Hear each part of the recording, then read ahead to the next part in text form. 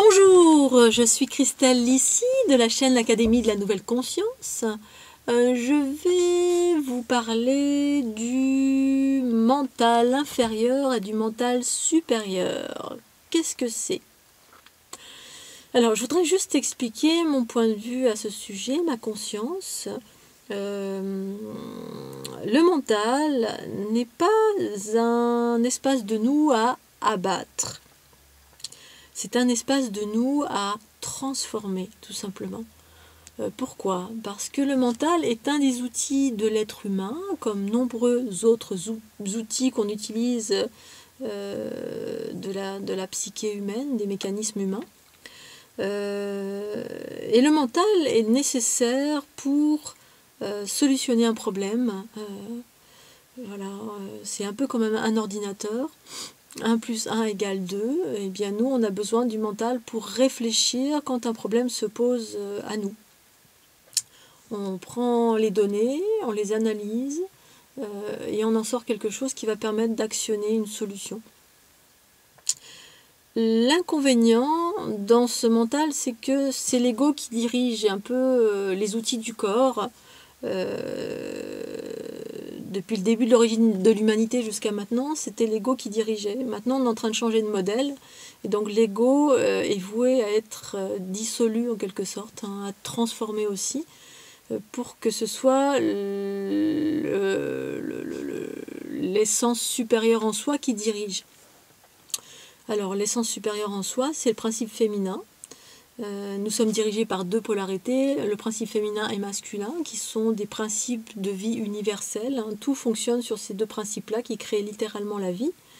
Et donc, comme on revient sur un modèle unifié, c'est-à-dire l'étincelle divine qui se déploie dans le corps physique, après avoir expérimenté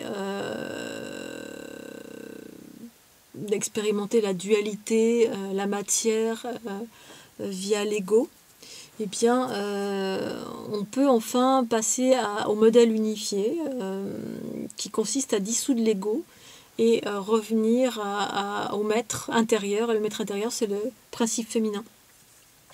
Et donc, quand ce principe féminin revient à sa juste place, qu'on voit que c'est ce que nous sommes à l'origine, hein, cette splendeur, cette étincelle divine, eh bien, elle reprend les rênes de tous les outils du corps, dont le mental.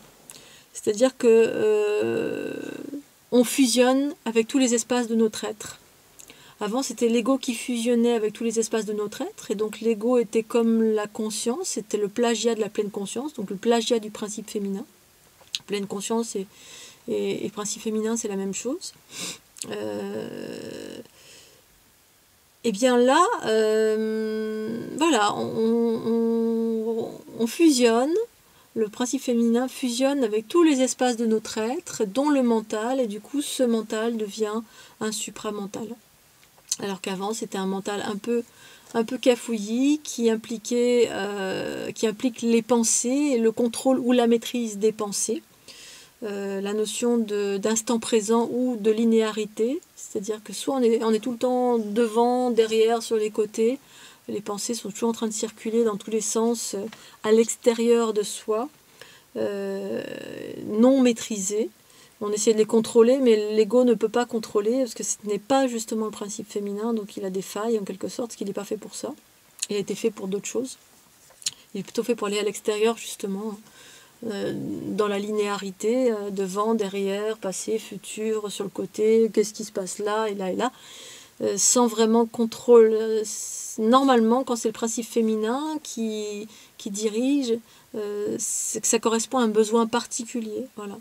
On a un besoin particulier, hop, on va actionner un bouton, le principe féminin actionne et on va chercher l'information, ou alors on va distinguer, on va observer. Voilà, le flot des pensées également, c'est les pensées qui ne sont pas maîtrisées. Quand on est dans la pleine conscience du principe féminin unifié, on perçoit ce qui est de l'ordre de nos pensées, parce que c'est nous qui les originons. Pour un besoin particulier, on a pensé telle chose, et le flot des pensées qui nous parasitent et qui ne nous appartiennent pas, parce que c'est réellement le cas. on est baigné dans un champ d'information auquel nous sommes reliés, parce que nous sommes tous reliés à tout ce qui vit, tout ce qui est. Et donc on capte les informations de ce champ. Voilà, c'est ce qu'on appelle la télépathie. Télépathie, c'est juste être à l'écoute du champ, du flot de ce champ d'information qui circule en permanence, voilà, via nos différents méridiens, différents chakras, et qui rentre dans notre champ d'information propre, et que lorsqu'on n'est pas dans cette conscience unifiée en soi, on ne perçoit pas la différence, on pense que c'est nous, ces pensées c'est nous, et elles nous parasitent parfois, voilà. Et donc voilà, c'est ce que je voulais dire au sujet du mental. Je pense que j'ai à peu près tout exprimé, plus ou moins. Et voilà, je vous remercie de votre attention et je vous dis à très bientôt sur la chaîne Académie de la Nouvelle Conscience. Tchuss!